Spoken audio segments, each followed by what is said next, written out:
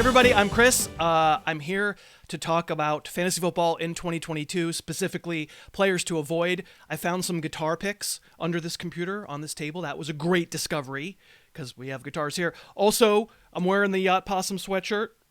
That's a hot item right there. We're not going to avoid the Yacht Possum sweatshirt, but we are going to avoid the players that I'm talking about today, and not because I don't like them. This is really about draft value, where they're going, and my perception of their value relative to being where they're picked.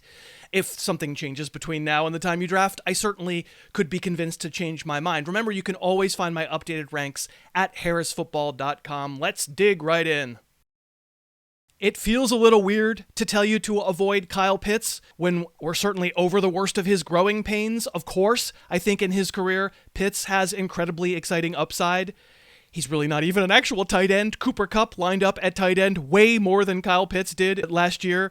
He's borderline a wide receiver, but he qualifies for a more scarce position, and that's exciting. But for 2022, for redraft leagues, in my opinion, Pitts is just too expensive. Now, it's worth noting, as I'm sure you'll tell me in the comments, that ADP varies a lot from site to site, and maybe in your league and in your draft, Pitts will be available at the end of the 4th round, early in the 5th round, at which point I'm happy to go get him. But on a lot of sites, he's a 3rd round pick. He's only going a few spots behind Mark Andrews. For me, that's just too expensive. When you take a tight end or a quarterback early in a redraft league, you're trying to give yourself an advantage at a scarce position. I get it. But the distance by which a top tight end eclipses the point total of a waiver wire tight end often isn't just that exciting. This table shows us value-based drafting the tight ends. Last year, Travis Kelce was taken in the 1st round. It did not give you enough of a distance over the baseline tight end. And that's my problem with Pitts at this price. You're stretching to ask any tight end to be worth a pick in the first 3 rounds, let alone someone who's literally never done it before and who's catching passes from Marcus Mariota. While I see all kinds of athletic traits that indicate Pitts is going to be really good, and it certainly could happen as early as this year, there's no way I'd pay a 3rd round pick taking that chance. I'm passing up too many other good players at other positions to do that. Hey, our channel is sponsored by DraftKings once again. If you're looking for a place to make sports bets, DraftKings is great. They've got season-long NFL props, NFL team win totals, MVP bets, almost anything you can think of. You can bet on who's going to be in the Super Bowl if you want.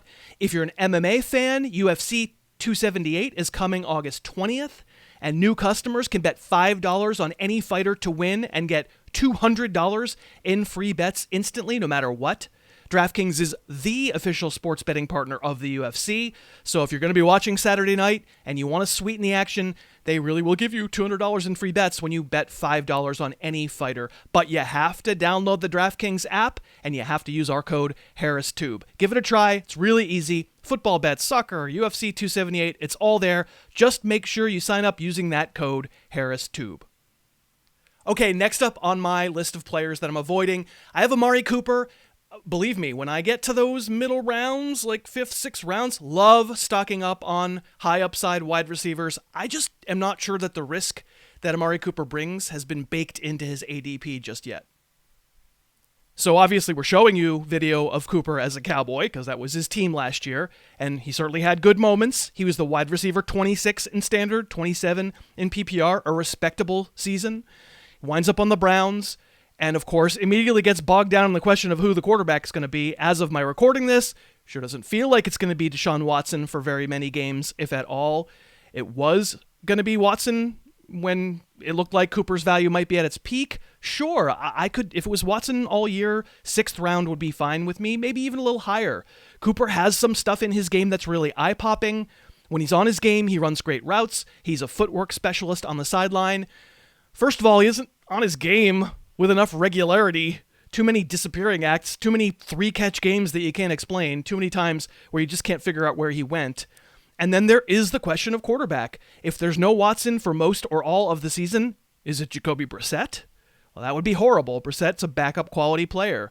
And even if the Browns were to trade for Jimmy Garoppolo, Cooper's a technician. He seems pretty finicky to me about chemistry, and he would be thrust into a Garoppolo situation without those guys having a training camp together. If I'm talking 6th round wideout and I am very often, there are too many other receivers I'd have in that neighborhood. Robinson, Michael Thomas by a mile, Judy, Gabriel Davis. There just is not a place right now where I'm winding up with Cooper in any drafts at his current price. Next on my list hurts me, because who doesn't like an underdog story? Amon-Ra St. Brown was a 4th-round pick in the NFL draft in 2021, went to a team with plenty of players ahead of him on the depth chart and on the target list, and when the season ended, he finished wide receiver 23 in standard, 21 in PPR, plus went on a crazy run during the fantasy playoffs last year. He won a lot of fantasy squads their title and wound up with good feelings all around. But I don't think we're remembering the circumstances that got St. Brown that insane workload toward the end of last year. If we're making him a 5th-round standard league pick, according to Fantasy Pros ADP, and even like a fantasy football calculator, he's on the 7th. That's still, 7th round would be too high for me there too. I reviewed all of ARSB's film from last year. I talked about it on the podcast. There's a lot to admire. But remember all the injuries the Lions had. They needed someone to soak up a bunch of targets in games they were kind of getting blown out in. As of December 4th of last year, St. Brown was Fantasy's 66th best receiver. And then he proceeded to catch 51 passes in his final 6 games while scoring 5 touchdowns. Nice player. He has some open field quickness. But I don't watch his film, the plays we've been showing you, and see him just lighting up defenses that are trying to stop him. They're just kind of underneath stuff mostly. He's running into open spaces and catching short passes. I think a lot of receivers could have done what he did last year. Put it this way. I think if Amon-Ra St. Brown is grabbing 50 passes for you in a 6-game span, your offense has problems. With more healthy options, with the possibility of getting Jameson Williams at some point, I'm going to let someone else pay for St. Brown. And I swear I don't have it in for Lions fans or the Lions, but the last name I'll mention in this video is in fact another Lion who I like very much. When I review DeAndre Swift film, I see a shifty back. I see like superstar level acceleration. I see enough oomph in him to run up the middle some of the time. I like the best player DeAndre Swift can be very much on film. And before I started looking at average draft position, I was ready to endorse him as a fantasy, like late round second pick in standard, maybe mid round second round pick in PPR. That felt fair because a lot of things have gone wrong in DeAndre Swift's 2 NFL seasons. I felt like I was balancing risk and upside. And then I look at the average draft to this point, and I see Swift going basically 12th overall in every league format. Like, of course, I completely understand why that could wind up looking like a good call, because, you know, we're looking at good plays here. Swift's best plays are so fun. He has star potential. But for me, that's just too early in a draft for ifs and buts. Again, I'm not going to give him demerits because of his offense. I'm sure the Lions will get to move the ball plenty in lots of circumstances. I just have seen Swift, first of all, maybe dance a little too much, go sideways a little too much. For someone as fast as Swift, he hasn't made enough plays on the edge, which may be partly about the offensive line. I also think partly about him needing to be more decisive. Plus, man, we sure are willing to get mad at players like Saquon Barkley and Michael Thomas when they get hurt, but are willing to forget that DeAndre Swift has been a regular visitor to the trainer's table in his 2 NFL seasons. Shoulder injury, groin injury, concussion, hip injury. I don't need Swift to be an every down player to perform really well for fantasy. That's not the NFL anymore, but it seems to me there's a reason the Lions have essentially made him a platoon player through 2 years. Maybe it's that they know that he's not equipped to hold up to the pounding. And again, listen, I don't like putting DeAndre Swift on this list. I just don't like his ADP. You're really having to take him ahead of some very, very good running backs at that spot. I got to take Kamara over him. I got to take Chubb over him. I got to take Aaron Jones over him.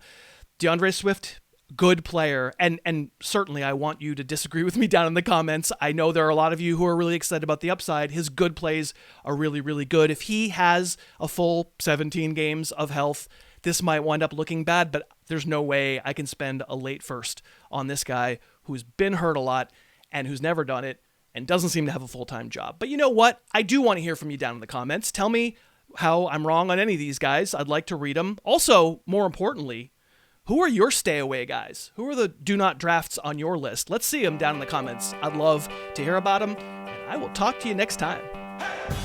Thanks so much for watching. Please, please, please smash that like button, write a comment, tell us who else you'd like to see us review film on, and of course, best of all, please subscribe to our channel and then click that little bell above the subscribe button and you'll be notified whenever we post a new video.